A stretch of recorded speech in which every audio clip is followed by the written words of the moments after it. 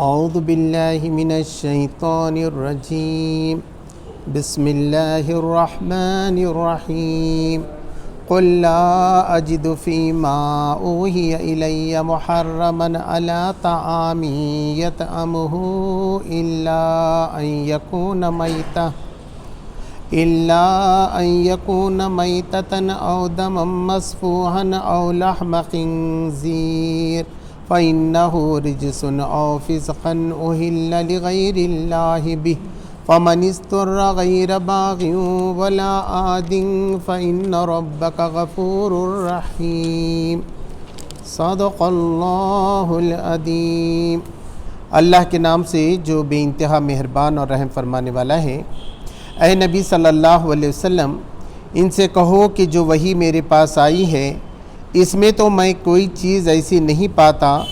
جو کسی کھانے والے پر حرام ہو، الا یہ کہ وہ مردار ہو، یا بہایا ہوا خون ہو، یا سور کا گوشت ہو کہ وہ ناپاک ہے، یا فسق ہو کہ اللہ کے سوا کسی اور کے نام پر ذبح کیا گیا ہو۔ پھر جو شخص مجبوری کی حالت میں کوئی چیز ان میں سے کھا لے بغیر اس کے کہ وہ نافرمانی کا ارادہ رکھتا ہو اور بغیر اس کے کہ وہ حد سے گزرنے والا ہو، تو یقیناً تمہارا رب درگزر کرنے سے کام لینے والا اور رحم فرمانے والا ہے۔ اور جن لوگوں نے یہودیت اختیار کی ان پر ہم نے سب ناخن والے جانور حرام کر دیے تھے، اور گائے اور بکری کی چربی بھی بجز اس کے جو ان کے پیٹھ یا ان کے آنتوں سے لگی ہوئی ہو یا ہڈی سے لگی رہ جائے۔ یہ ہم نے ان کی سرکشی کی سزا انہیں دی تھی، اور یہ جو کچھ ہم کہہ رہے ہیں بالکل سچ کہہ رہے ہیں۔ اب اگر وہ تمہیں جھٹلائیں تو ان سے کہہ دو کہ تمہارے رب کا دامن رحمت وسیع ہے، دامن رحمت وسیع ہے، اور مجرموں سے ان کے عذاب کو پھیرا نہیں جا سکتا۔ یہ مشرک لوگ تمہاری ان باتوں کے جواب میں ضرور کہیں گے کہ اگر اللہ چاہتا تو نہ ہم شرک کرتے اور نہ ہمارے باپ دادا، اور ہم کسی چیز کو حرام ٹھہراتے۔ ایسی باتیں بنا کر ان سے پہلے کے لوگوں نے بھی حق کو جھٹلایا تھا، یہاں تک کہ آخرکار ہمارے عذاب کا مزہ انہوں نے چکھ لیا۔ ان سے کہو کیا تمہارے پاس کوئی علم ہے جسے ہمارے سامنے پیش کر سکو؟ تم تو محض گمان پر چل رہے ہو اور نیری قیاس آرائیاں کرتے ہو۔ پھر کہو تمہاری اس حجت کے مقابلے میں حقیقت حجت تو اللہ ہی کے پاس ہے، بے شک اگر اللہ چاہتا تو تم سب کو ہدایت دے دیتا۔ ان سے کہو کہ لاؤ اپنے وہ گواہ جو اس بات کی شہادت دیں کہ اللہ نے ان چیزوں کو حرام کیا ہے، پھر اگر وہ شہادت دے دیں تو تم ان کے ساتھ شہادت نہ دینا، اور ہرگز ان لوگوں کی خواہشات کے پیچھے نہ چلنا جنہوں نے ہماری آیت کو جھٹلایا اور جو آخرت کے منکر ہیں اور جو دوسروں کو اپنے رب کا ہمسر بناتے ہیں۔ سچ فرمایا اللہ نے۔ محترم حضرات، میں نے ابھی آپ کے سامنے سورہ الانعام کے 18ویں رکوع کی 145ویں آیت کی تلاوت کی اور پورے رکوع کا ترجمہ بھی آپ کے سامنے پیش کیا۔ اس سے پہلے کہ میں اپنی بات کو شروع کروں، میں پچھلے 1 مہینے سے نہیں تھا، دلی اور اتر پردیش کے دورے تھے، اس لیے آپ کے سامنے حاضر نہ ہو سکا، اس لیے معذرت خواہ ہوں، ورنہ ہمارا 17 رکوع ہو گیا تھا، ابھی 18 ہے۔ تو 17ویں رکوع میں ہم یہ دیکھ چکے تھے کہ ان لوگوں کا کہنا یہ تھا کہ جو مادہ ہوتی ہے، چاہے اونٹ کی ہو یا بکری کی ہو یا گائے کی،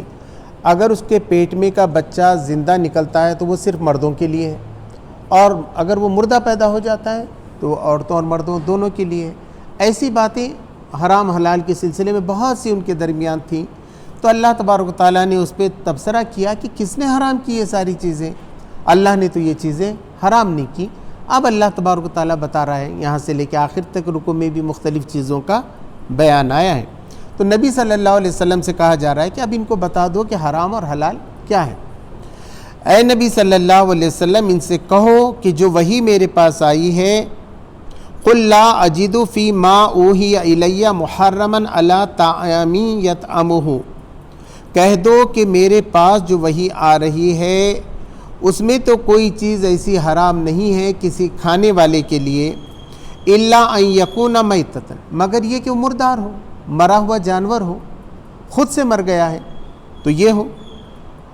اور دوسری جگہ اس سے پہلے سورہ مائدہ میں ہم پڑھ چکے ہیں کہ مردار کے اندر کیا کیا ہے، وہ جانور جو گر کر مرا ہو، جو ٹکر کھا کر ایکسیڈنٹ میں مرا ہو، کسی کا سنگ لگ کر مرا ہو، یا کسی درندے نے اس کو کھا لیا ہو اور وہ مر گیا ہو ذبح کرنے سے پہلے، تو وہ تمہارے لیے حرام ہے۔ یہ پہلے تفصیل جا چکی ہے، تو یہاں جو ہے نا بات کو وہی تفصیل کے ساتھ تشریح کے ساتھ پھر بیان کیا جا رہا ہے کہ تو اس پہ کیا حرام ہے، مردار بالکل حرام، چاہے مرغی مری بھی ہو، بکری مری بھی ہو، کوئی اور جانور مرا ہوا آپ نہیں کھا سکتے۔ اور دمم مسفوحہ، اور خون بہتا ہوا، پہلے کہ اس میں آیا تھا مائدہ میں صرف خون، یہاں آیا خون بہتا ہوا، یعنی جو ذبح کرتے وقت کبھی کبھی لوگ ایسا کرتے تھے، زندہ جانور میں سے کاٹ کے خون نکال لیتے تھے اور اس کو پکا لیتے تھے، جیسا دودھ نکالتے ہیں ایسا کرتے تھے۔ اللہ نے کہا نہیں، یہ بری بات، یہ حرام ہے بالکل، زندہ جانور میں سے بھی خون نکالنا حرام ہے، اور ذبح کرتے وقت بھی جو خون جاتا ہے اس کو جمع کر کے کھانا بھی حرام ہے۔ اور لحم خنزیر، اور سور کا گوشت، فَإِنَّهُ رِجْسٌ، کہ وہ بہت گندی چیز ہے، اور فِسْقًا أُحِلَّ لِغَيْرِ اللَّهِ بِهِ، اور یہ بھی گناہ کا کام ہے کہ اللہ کے سوا کسی اور کے نام پہ ذبح کیا ہوا جانور کا گوشت کھایا جائے۔ تو یہاں اللہ تبارک تعالیٰ نے تفصیل بتا دی، یہ چیزیں حرام بہت کلیئر ہیں قرآن مجید میں، حرام حلال کرنے کا حق صرف اللہ تبارک تعالیٰ کو، کوئی انسان اپنے دل سے نہیں کر سکتا۔ ہاں پسند ناپسند اس کی ہو سکتی ہے، ایک آدمی کہے کہ میں نہیں کھاتا ہوں مرغی کا گوشت، مجھے پسند نہیں ہے، کوئی بکری کا نہیں کھاتا، کوئی بڑے کا نہیں کھاتا، ہو سکتا ہے، تو اس کی ناپسند پسند، اللہ تبارک تعالیٰ نے یہ نہیں کہا کہ جتنی چیزیں حلال ہیں تم سب کو کھانا ہی پڑے گا، اس نے بتا دیا یہ کھانا ہے، اس میں سے جو تمہارا پسندیدہ چیز ہے وہ اس میں سے کھاؤ، اور فرحت اور خوشی کے ساتھ کھاؤ۔ اور فسقاً اہل لغیر اللہ بھی، اور یہ بھی گناہ کا کام ہے، فسق ہے کہ اللہ کے سوا کسی اور کے جانور کے نام پہ جو کاٹا گیا ہو اللہ کے سوا اس کا گوشت تم کھاؤ۔ فمن استر غیر باغ ولا عاد فإن ربک غفور رحیم، مگر یہ کہ کوئی مرنے کی حالت میں آ جائے، کسی جنگل میں بھٹک جائے، یا ایسا سمجھ جائیے کوئی کرفیو لگ جائے اور کوئی چیز کھانے کی نہیں لی، مر جا سکتا ہے آدمی، تو اس میں سے کوئی بھی چیز کھا کے وہ اپنی جان بچا سکتا ہے، کوئی بھی چیز، وہ شراب پی کے بچا سکتا ہے، مردار کھا کے بچا سکتا ہے، خون، زندگی بچانا فرض ہے اگر ایسی حالت آ جائے، استرار کہتے ہیں زندگی بچانے کی کیفیت۔ فمن استر غیر باغ ولا عاد، مگر اس میں سرکشی نہ ہو کہ میں اللہ کا گناہ کر رہا ہوں، اللہ نے منع کرنے کے بعد بھی کھا رہا ہوں، بلکہ نیت صرف یہ ہے کہ یہ نہ کھاؤں گا تو میں مر جاؤں گا، اور حد سے بھی نہ گزرے کہ بھئی تھوڑا کھا کے جان بچا سکتا تھا، پوری چیز کھا لیا، تو جیسا ہم کھانا کھاتے ہیں اتنے اطمینان سے کھانے کی ضرورت نہیں ہے، بس اتنا کہ آپ کی جان بچ جائے، حد سے نہ گزرے۔ فإن ربک غفور رحیم، تو پھر بے شک اس کے بعد جو ہے تمہارا رب بہت درگزر کرنے والا اور رحم کرنے والا ہے۔ وَعَلَى الَّذِينَ هَادُوا حَرَّمْنَا كُلِّ ذِي ظُفُرٍ، اور جو لوگ یہودی ہیں ہم نے ناخن والے جانور تمام کے تمام ان پر حرام کر دیے تھے۔ اب یہ تو ہمارے لیے تو ہر چیز حلال ہے سوائے اس کے، مگر یہودیوں پہ کیا کیا گیا تھا، ناخن والے جانور حرام۔ وَمِنَ الْبَقْرِ وَالْغَنَمِ حَرَّمْنَا عَلَيْهِمْ شُحُومَهُمَا إِلَّا مَا حَمَلَتْ ظُهُورُهُمَا أَوِ الْهَوَايَا او مختلط بعظم، اور چربی بکری کی اور گائے کی ہم نے ان پر حرام کی تھی، مگر یہ کہ جو ان کے پیٹھوں پہ لگ گئی، چپکی ہوئی تھی ان کے پیٹھوں پر تو وہ کھا سکتے تھے، یا ان کے آنتوں پہ لگی ہوئی تھی وہ بھی کھا سکتے تھے، یا کہ ہڈی پہ لگی ہوئی تھی، ہڈی پہ لگی ہوئی چربی، آنتوں پہ لگی ہوئی چربی اور ان کے پیٹھ پہ لگی ہوئی چربی یہ ان کے لیے حلال تھی، ورنہ باقی چربی نکال کر جیسا کوئی تل کر وغیرہ کھاتا ہے تو یہ ان پر حرام کر دی گئی تھی۔ وَإِنَّا لَصَادِقُونَ، اور یقیناً ہم تمہارے سامنے بالکل سچ فرما رہے ہیں، اللہ تبارک تعالیٰ کہہ رہا ہے یہی سچی بات تھی، ہم نے حرام کیا تھا ان پہ، تم سے زیادہ ایکسٹرا حرام کیا تھا، اور کیوں کیا تھا، کیونکہ ان کی نافرمانیوں کے نتیجے، آگے بھی آئے گا، پہلے بھی لکھا ہوا تھا۔ فَإِن كَذَّبُوكَ، اگر وہ تمہیں جھٹلاتے ہیں، اے نبی صلی اللہ علیہ وسلم تم کو رسول نہیں مان رہے ہیں، وہ کہہ رہے ہیں کہ تم نے اپنی دل سے بات گھڑ لی، اپنے دل سے قرآن لا لیا ہے، تم پہ کوئی وحی نہیں آتی، اللہ تم سے بات نہیں کرتا ہے، تو کوئی فرشتہ تمہارے پاس نہیں آتا ہے، تو اگر وہ تمہیں جھٹلاتے ہیں فَقُلْ رَبُّكُمْ ذُو رَحْمَةٍ وَاسِعَةٍ، تو تم کہہ دو کہ تمہارا رب کی رحمت بڑی وسیع ہے، بہت وسعت والا ہے، وہ ہر چیز کر سکتا ہے، ہدایت بھی دے سکتا ہے، رہنمائی بھی کر سکتا ہے۔ وَلَا يُرِدُّ بَاسُهُ عَنِ الْقَوْمِ الْمُجْرِمِينَ، ولا يرد بأسه عن القوم المجرمین، مگر اس کا جو عذاب ہے نا وہ مجرموں سے ہٹایا نہیں جا سکتا، لوٹایا نہیں جا سکتا۔ ایک بار عذاب میں مبتلا ہو گئے، اب آپ چیخیں پکاریں، اللہ کا عذاب اب لوٹتا نہیں ہے۔ پہلے تو اللہ بہت مہلت دیتا ہے، ہر ایک قوم کو مہلت دیتا ہے۔ ابھی پڑھیے آپ، اللہ کی کتاب پڑھیے، اللہ کا ذکر کیجیے، اللہ کی بات کو مانیے، ایک موقع دیتا ہے۔ مگر کوئی قوم نہیں مانتی ایک حد تک اور انکار کرتی ہے، اس سے سرکشی کرنے لگتی ہے، تو پھر اس کا عذاب آتا ہے اور وہ عذاب پھر لوٹایا نہیں جا سکتا۔ سیقول الذین اشرکوا، ان قریب جو لوگ شرک کرتے ہیں، اللہ کے سوا دیوی دیوتاؤں کی پوجا کرتے ہیں، خدا کے ساتھ کسی کا بیٹا بناتے ہیں، ایسے لوگ ان قریب کہیں گے، کیا کہیں گے؟ لو شاء اللہ ما اشرکنا ولا آباؤنا ولا حرمنا من شیء، وہ کہیں گے کہ اگر اللہ چاہتا تو نہ ہم شرک کرتے اور نہ ہمارے باپ دادا کرتے اور نہ ہم ان چیزوں کو حرام ٹھہراتے۔ مطلب ہم شرک کر رہے ہیں تو اللہ کے حکم سے کر رہے ہیں نا، اللہ چاہ رہا ہے بول کے کر رہے ہیں، اللہ روک دے ہم کو، ہمارے باپ دادا بھی، اور یہ حرام حلال بھی ہم ٹھہرا رہے ہیں تو ہم اللہ تبارک و تعالیٰ نے کہاں ہے؟ اگر حرام ہم کھاتے تو اللہ ہم کو پکڑ نہیں لیتا تھا کیا؟ تو یہاں ایک اصولی بات سمجھنی چاہیے کہ لوگ اکثر ایسی کہتے ہیں کہ بھئی میں شراب پیتا ہوں، اللہ کی مرضی ہے بول کے میں شراب پی لوں۔ ایک آدمی چوری کر رہا ہے، بول اگر اللہ کی مرضی نہیں رہتی چرا سکتا تھا کیا؟ میں نے تو 10 لاکھ کا مال اڑا دیا، اللہ کی مرضی تھی میرے ساتھ۔ تو یہ بالکل غلط بات ہے۔ اللہ نے یہاں اختیار دیا، انسان کو کیا دیا؟ اختیار اچھے اور برے کا دیا ہے۔ اب جو آدمی اچھا ہی کرنا چاہے تو اللہ تبارک و تعالیٰ نے کہا ہم اچھے راستے اس کے لیے کھول دیتے ہیں، اور جو برا کرنا چاہتا ہے برائی کے لیے بھی راستے کھول دیتے ہیں۔ جو چوری کرنا ڈاکہ کرنا چاہنا اس کو اللہ تبارک و تعالیٰ شیطان کو لگا دیتا ہے پیچھے، شیطان اسے پورے راستے بتاتا ہے برائی۔ شراب اچھی سے اچھی پلا دیتا، شراب شیطان اسے لے جا کر، مگر اس کے لیے وہ آسان ہوتا ہے۔ اس کا مطلب یہ نہیں ہے کہ اللہ تبارک و تعالیٰ چاہ رہا ہے اس لیے میرے سے گناہ ہو گیا، اللہ چاہ رہا ہے اس لیے میں نماز نہیں پڑھتا، یہ بالکل غلط بات ہے۔ تو وہ شرک کرنے والے بھی یہ کہتے تھے اگر اللہ نہیں چاہتا تو ہم کیوں شرک کرتے، ہم اللہ کے سوا کسی اور کی پوجا کیوں کرتے؟ تو یہ بات غلط ہے۔ کذالک کذب الذین من قبلہم، اس سے پہلے کے لوگوں نے بھی یہی جھوٹ اس کو جھٹلایا، کذالک کذب الذین من قبل، اسی طرح جھٹلایا تھا ان سے پہلے کے لوگوں نے بھی، حتی ذاقوا باسنا، یہاں تک کہ انہوں نے ہمارے عذاب کا مزہ چکھ لیا، ہماری مصیبت ہماری سزا ان پہ آ گئی، ایسا کہنے کے نتیجے میں۔ اب کہا گیا قل، کہہ دو اے نبی صلی اللہ علیہ وسلم، هل عندکم من علم فتخرجوه لنا، اگر تمہارے پاس واقعی کوئی علم کی بات ہے نا، پہلے توریت میں آئی ہے، انجیل میں آئی ہے، کسی مذہبی کتاب میں یہ بات آئی ہے، لکھ کر آئی ہے، تو ہم کو نکال کر بتاؤ۔ کیا کرو؟ فتخرجوه، نکال لاؤ اس کو ہمارے پاس۔ ان تتبعون الا الظن، ہرگز نہیں تم اتباع کر رہے ہو، پیروی کر رہے ہو صرف اپنے گمان کی، تمہاری خواہشات کی، ظن ہے تمہارا، تم کو حقیقت میں معلوم ہی نہیں ہے کوئی آدمی پیدا ہوا تھا کہ نہیں پیدا ہوا تھا، وہ دنیا میں تھا کہ نہیں تھا، کوئی جانور تھا، کوئی پرندہ تھا، وہ اس نے ایسا کیا تھا کہ نہیں کیا تھا، بس کہانی چلتے آ گئی اور تم نے مان لیا۔ عقل اللہ نے دی ہے، سائنس دی ہے، اس سے تحقیق کرو کہ کوئی ایسا ہو سکتا ہے خدا، ایسا کوئی خدا ہو سکتا ہے جس کی تم عبادت کر رہے ہو، بلکہ تم تو ظن اور گمان کی پیروی کر رہے ہو۔ ان انتم الا تخرصون، اس کے سوا کچھ نہیں کہ تم اٹکل پچھو کا کام کر رہے ہو، اٹکلیں چلا رہے ہو، ہے نا، شیخ چلی چلاتا ہے نا اٹکل، ایسا ہوگا میں کما کے لا لیا، پھر اتنا میرا گھر بن گیا، پھر اب دوسرا، کچھ بھی نہیں، خیالی پلاؤ، اس کو اٹکل پچھو بولتے ایک اندازے سے۔ ایک صاحب ان پڑھ تھے، ان کے گھر میں ان کے بہو کا ٹیلی گرام آیا، پہلے ٹیلی گرام آتا تھا، دھوم مچ گئی، تو انہوں نے کہا کہ کیا ہوا؟ تو بولے تمہارے پتا کا دیہانت ہو گیا۔ اب سب گھر میں رونے لگے، یہ ہوا۔ پھر ان کا بیٹا شام میں ارے کہاں ٹیلی گرام بتاؤ، ارے اس نے بولا یہ تو جو ہے نا، ارے تمہارے بھائی کو بیٹا ہوا لکھا ہوا ہے اس کے اندر۔ تو اب انہوں نے پہلے اندازہ لگایا، ٹیلی گرام بولے تو کیا موت کا ہی آیا ہوگا، اس کو بولتے ہیں اٹکل پچو۔ ایسے کام ہیں یہ سارے، یہ پوجا کے، یہ شرک کے، یہ سارے کام کیسے، اس میں کوئی حقیقت کی کوئی سچائی نہیں ہے۔ تو اللہ تبارک تعالیٰ نے کہا یہ کچھ نہیں، گمان ہے اور اٹکل پچو کے کام ہے۔ یا خیاس آ رہی ہیں، مولانا نے ترجمہ کیا، قل فللہ الحجت البالغہ،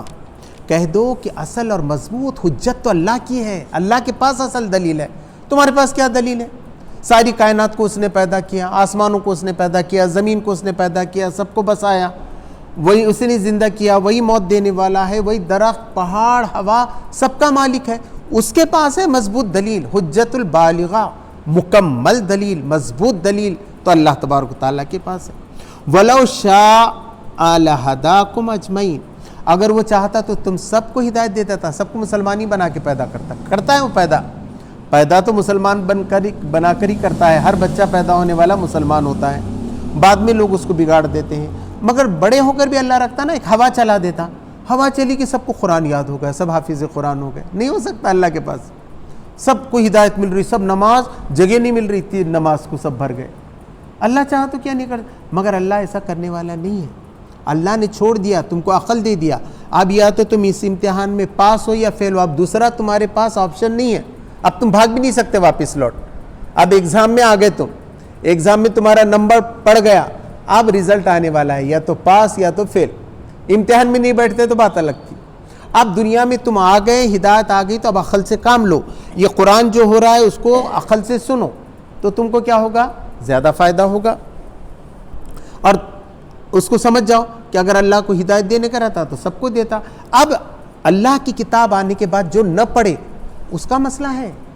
قرآن عمل کے لیے آیا ہے، تم کو اب کیا کرنا ہے کیا نہیں، ہدایت ہے، خالی پڑھنے کے لیے آیا ہے کیا، میں نے 1 پارہ ختم کر دیا، میں نے 2 پارے ختم کرے، اور دنیا میں جا کے کیا کرا، ناپ تول میں کمی کا برابر کیا، والدین کے حق ادا کیا، اب وہ سب آ رہا ہے، انشاءاللہ وہ آئے گی چیز آگے۔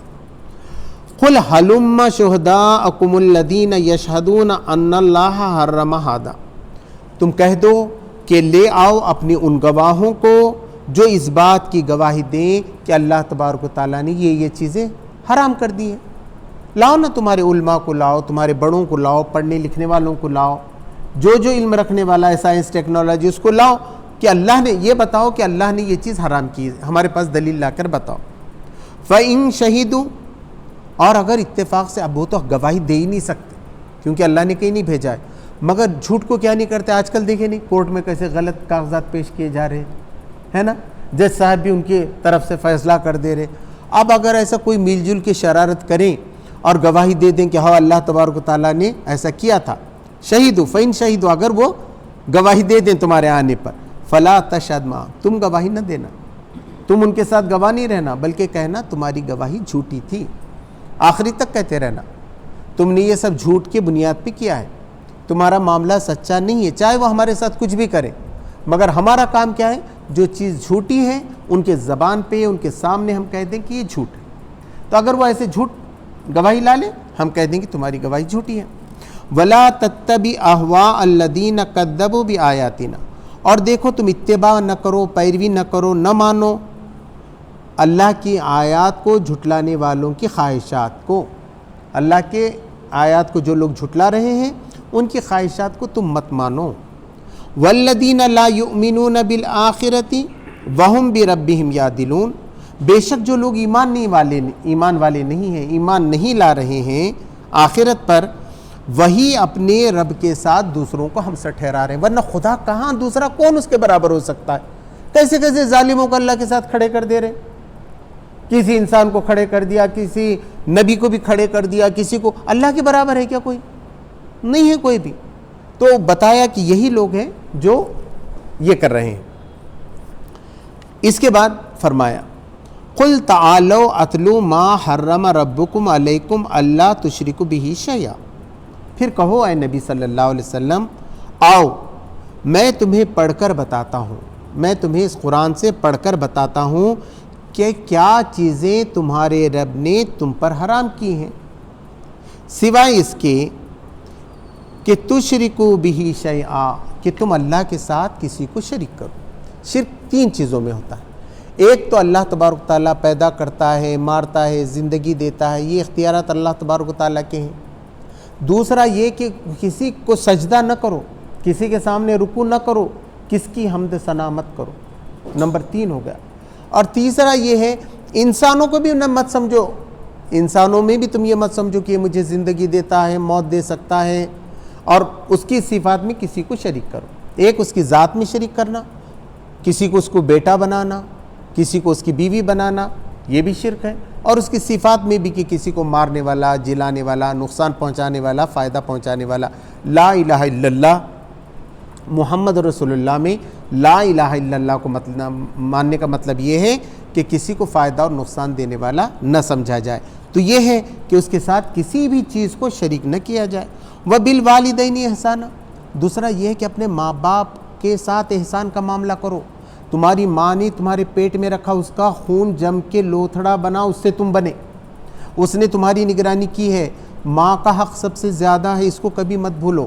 تمہارے والد نے عین ان کا گھر بنا، ان کی چیزوں کو تم نے بچپن سے استعمال کیا، انہوں نے تمہاری نگرانی کی، تو اب وہ بوڑھے ہو جائیں تو تم ان کی نافرمانی نہ کرو، انہیں ستاؤ مت۔ ان کے آگے دوسری جگہ کہا گیا کندھے جھکا کر کھڑے رہو۔ اور کبھی تم کو ان کے بہت زیادہ کہنے سے، ان کے جھک کرنے سے تم کو تکلیف ہو گئی تو دل میں اگر کوئی برا خیال تمہارے پاس آ بھی جائے تو اللہ تبارک تعالیٰ اس کو معاف کرنے والا ہے، لیکن احسان ان کے ساتھ کرو، ان کے ساتھی بن کر رہو، صاحبہما، ان کے ہمیشہ ساتھی بن کے رہو، ان کا ساتھ رہو۔ ایسا نہ معلوم ہو کہ میرا بچہ مجھ سے دور ہو گیا، ایسا احساس انہیں نہ دلاؤ۔ ولا تقتلوا اولادکم من املاق، اور اپنی اولاد کو غریبی کے ڈر سے ختم نہ کرو۔ یہ ہے حرام کیا کیا کیا اللہ نے؟ شرک، ماں باپ کی نافرمانی، بہت بڑا گناہ ہے۔ شرک کے بعد سب سے بڑا گناہ کیا ہے؟ ماں باپ کی نافرمانی۔ چاہے مشرک ہوں، کافر ہوں، صرف شرک اور کفر نہیں کرنا ہے، تب بھی ماں باپ کی خدمت کرنا ہے۔ گنہگار ہیں، غلط ہیں، شرابی ہیں، کبابی ہیں، زانی ہیں، تب بھی ان کی اطاعت فرمانبرداری کرنا ہے، اچھے معاملات۔ اب یہ بتایا کہ اپنے اولاد کو غریبی کے ڈر سے مت مارو۔ آج کیا ہے لوگ، ہم دو ہمارے دو، زیادہ ہو جائیں گے تو کون کھلائے گا؟ تو اللہ تبارک تعالیٰ کہہ رہا ہے غریبی کے ڈر سے نہیں۔ ہاں میڈیکل پرابلم ہو جائے، ایسا معلوم ہوا کہ خاتون کا ہی انتقال ہو سکتا ہے اگلی ڈیلیوری میں، پکا معلوم ہے، اچھے ڈاکٹرز ہیں، مسلم بتا بھی رہے ہیں وہ سب، تو اس سے بچا جا سکتا ہے، لیکن غریبی کے ڈر سے نہیں۔ نحن نرزقکم و ایاہم،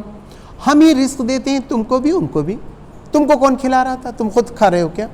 تو اللہ تبارک و تعالیٰ جب پیٹ میں کسی نفس کو پیدا کرتا ہے تو اس کا رزق پہلے سے ہی متعین کر دیتا ہے، تو تم اس کو دنیا میں آنے سے مت روکو۔ اپنی اولاد کا قتل کتنی بری بات ہے، پہلے تو قتل بری بات، اس میں کسی دوسرے کے بچے کو قتل کرنا اور بھی بری بات، اور اپنے بچے کو قتل کرنا۔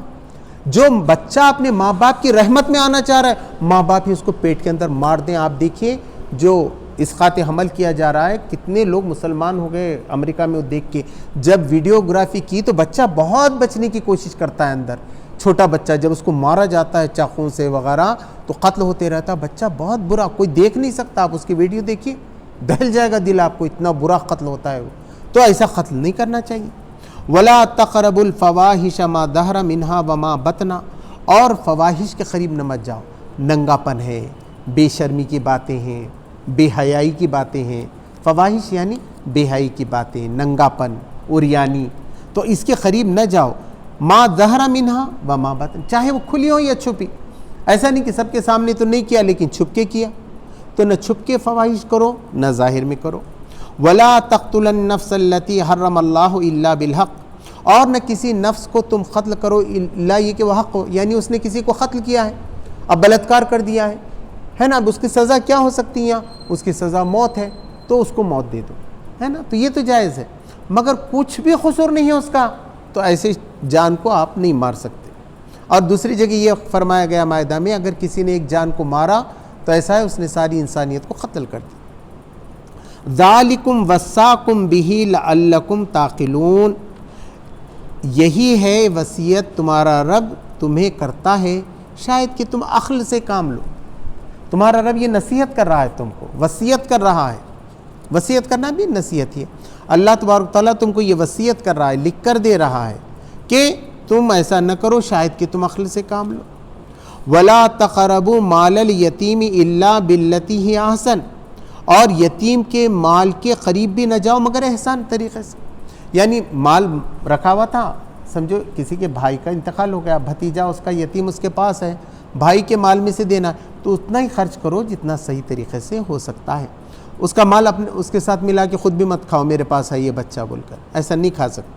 حتیٰ یبلغ اشدہ، یہاں تک کہ وہ جوانی کو پہنچ جائے۔ وَأَوْفُوا الْكَيْلَ وَالْمِيزَانَ بِالْقِسْطِ، اور ناپ اور تول کو انصاف کے ساتھ رکھو، انصاف پہ رکھو، پورا کرو۔ وَأَوْفُوا الْكَيْلَ وَالْمِيزَانَ بِالْقِسْطِ، انصاف کے ساتھ پورا پورا دو، تول کر دو تو اور ناپ کر دو تو، چاہے لیٹر کا ماپ ہو چاہے وزن کا ماپ ہو، ڈنڈی نہیں مارنا ہے۔ وَيْلٌ لِّلْمُطَفِّفِينَ، تباہی ہے ان کے لیے جو ڈنڈی مارتے ہیں، جب لوگوں سے لیتے ہیں تو پورا پورا لیتے ہیں اور لوگوں کو دیتے ہیں تو نقصان دیتے ہیں، یہ بڑا گناہ ہے۔ ہم کیا بولتے ہیں، پیجامہ نیچے ہوا کہ نہیں ہوا، یہ بڑا گناہ یہ ڈنڈی مارنا، پیسے چھپانا، اکاؤنٹ میں گڑبڑ کر دینا، ہے نا، نہیں تھا اتنا کر دیا، ہے نا، کسی سے لے لیا، تو یہ ایسے جھوٹ نہیں کرنا، یہ سب غلط باتوں سے منع کیا گیا۔ لا نکلف نفسا الا وسعہا، اللہ تبارک و تعالیٰ کسی پہ جو ہے نا اس کو مکلف نہیں ٹھہراتا مگر یہ، اب بھول چک سے ہو گیا، آدمی گنتے گنتے ہو جاتا ہے، 3 کا کیا ہوتا ہے اتفاق سے ٹوٹل کرتا ہے مگر وہ 4 ہو جاتا ہے، ہو جاتی ہے، انسان سے غلطی ہوتی، یہ معاف ہے۔ ناپ میں بھی ایسا یوں ناپ تولا، اب جلدی سے دے رہا تھا، تھوڑا دودھ اندر ہی رہ گیا، بچ گیا، اس کو نہیں معلوم تھا بیچارے کو، دینے والے کی نیت خراب نہیں تھی مگر ہوتا ہے کبھی کبھی پیسے زیادہ چلے جاتے یا کم چلے جاتے، ایسا نوٹ گن کے دیتے ہیں ہم سمجھتے ڈبل دیے، وہ بھی لے لیتا ہے، ایسے ڈال دیتا ہے بیچ میں، تو ایسی بھول چک کہیں ہو جائے تو اللہ تبارک و تعالیٰ اس پہ پکڑ نہیں کرے گا۔ وَإِذَا قُلْتُمْ فَعْدِلُوا وَلَوْ كَانَ ذَا قُرْبَىٰ، اور جب تم کہو کوئی بات کہنے کی، انصاف کی بات کہنے کی، لوگ پوچھیں اس میں کیا مشورہ ہے تمہارا، تو تم کہہ دو وَإِذَا قُلْتُمْ، اور جب تم کہو فَعْدِلُوا، تو عدل کی بات کرو، عدل کرو، انصاف کرو ہمیشہ، وَلَوْ كَانَ ذَا قُرْبَىٰ، چاہے معاملہ اپنے رشتہ دار کا ہو، اپنے بھائی کا ہو، اپنے باپ کا ہو، اپنے دوست کا۔ اب لوگ کیا کرتے ہیں معلوم ہے، بڑے لوگوں سے مل کے رہتے ہیں، اب ان کے خلاف کوئی مقدمہ آیا، ایسا نظریں چرا کے بھاگ جاتے کہ میں اس کے بارے میں بولا تو یہ بعد میں مدد کرے گا کیا، مجھے پھر قرضہ دے گا کیا، تو اس کو جو ہے نا سورہ بقرہ کی 39ویں رکوع میں بتایا گیا کہ جو لوگ ایسا کرتے ہیں اچھی بات نہیں، گواہی سچی گواہی دینا چاہیے۔ تو یہاں کہا گیا کہ رشتہ دار کا معاملہ ہے، خالہ کا ہے، ماموں کا ہے، کسی کا بھی ہے، تب بھی تم انصاف کی بات کرو۔ وَبِعَہْدِ اللَّهِ أَوْفُوا، اور جو تم عہد کرو اللہ تبارک و تعالیٰ سے تو اس کو پورا کرو۔ اب اللہ کو عہد کرنے کے بھی 3 معنی، ایک تو ڈائریکٹ اللہ کو عہد کرنا، ایک یہ ہے کہ اللہ سے عہد ایسا کرنا کہ میں انسانوں کے ساتھ ایسا کروں گا، اللہ نے یہ بات کہی ہے کہ رشتوں کو جوڑو تو جوڑنا چاہیے، اب توڑ رہے ہیں تو اللہ کی نافرمانی ہے، اللہ کا عہد پورا نہیں کر رہے ہیں ہم، اگر رشتے توڑ رہے ہیں تو ہم اللہ کا عہد پورا نہیں کریں۔ اور انسانوں سے بھی وعدے جو کیے گئے ہیں، ایک تو وہ وعدہ جو کریں کہ میں پیسے دیتا ہوں، میں آتا ہوں، اور دوسرا وعدہ مولانا نے اس کے اندر یہ لکھا ہے کہ ایک سماج کا وعدہ ہے، جب آپ اس سوسائٹی میں پیدا ہو گئے، سب پوری سوسائٹی نے آپ کو ایجوکیشن دیا، آپ کو پڑھایا، آپ کو لکھایا، تو سوسائٹی کے پرتی بھی آپ کی وفاداری ہونی چاہیے۔ اس دیش نے آپ کو سب دیا تو اس دیش کے پرتی بھی آپ کی وفاداری ہونی چاہیے، یہ بھی اللہ کے عہد میں شامل ہے۔ جنہوں نے بھی آپ کے ساتھ بھلائی کی، انہوں نے آپ کے لیے روڈ بنائے، انہوں نے آپ کے لیے لائٹ دی، ہے نا، اب وہ ٹیکس مانگ رہے ہیں تو دیں گے کہ نہیں، ان کا حق ہے۔ اللہ تبارک تعالیٰ کہتا ہے کہ تمہیں دینا چاہیے، جو بھی اصول اور ضابطہ ہے وکیل بتائے گا، ہے نا، سارے لوگ جو یہاں پر چل رہا ہے دنیا کے اندر جیسے کچھ چلتا ہے، بہتر اور انصاف کیا ہو سکتا ہے، اس کے مطابق اس کے اندر کیا چھوٹ مل سکتی ہے وہ لینا چاہیے۔ تو مولانا نے لکھا ہے کہ یہ بھی اللہ کے عہد ہی کے اندر شریک ہے کہ ہم سماج کا کام کریں۔ ہم بولے اب میرا گھر بنا لیا، میں مزے میں ہوں، عوام کی فکر ہی نہیں ہے مجھے، ان کا ایجوکیشن ہوتا ہے کہ نہیں، ان کا بزنس لگتا ہے کہ نہیں، ان کے رشتے ہوتے ہیں کہ نہیں ہوتے، بالکل غلط۔ اللہ کے عہد میں یہ ہے کہ معاشرے میں جو ہیں جن کی نکاح نہیں ہوئی ہے ان کی بھی فکر کرو، جس کو معاش نہیں ہے ان کی بھی فکر کرو، جن کو تعلیم نہیں ہے ان کی فکر کرو، ہے نا، مسائل آ رہے ہیں گورنمنٹ کی تو اس میں بھی فکر کرو، یہ سب اللہ کے عہد میں آتا ہے۔ ذالکم وصاکم بہ لعلکم تذکرون، اللہ تبارک و تعالیٰ اس چیز کی وصیت تمہیں کرتا ہے شاید کہ تم یاد دہانی اختیار کرو، شاید کہ تم سمجھ جاؤ اور نصیحت کو قبول کر لو۔ تو میں نے 18واں بھی کیا ہے، 19 کے بھی 152 آیتی تک میں نے جو ہے کمپلیٹ کر لیا ہے۔ اللہ تبارک تعالیٰ سے دعا ہے کہ مجھے آپ کو قرآن کو صحیح معنوں میں پڑھنے، سمجھنے، اس پہ عمل کرنے اور اس کو اپنی زندگیوں میں لاگو کرنے کی توفیق عطا فرمائے۔ ربنا آتنا فی الدنیا حسنۃ وفی الآخرۃ حسنۃ وقنا عذاب النار۔ سبحان ربک رب العزۃ عما یصفون وسلام علی المرسلین والحمد للہ۔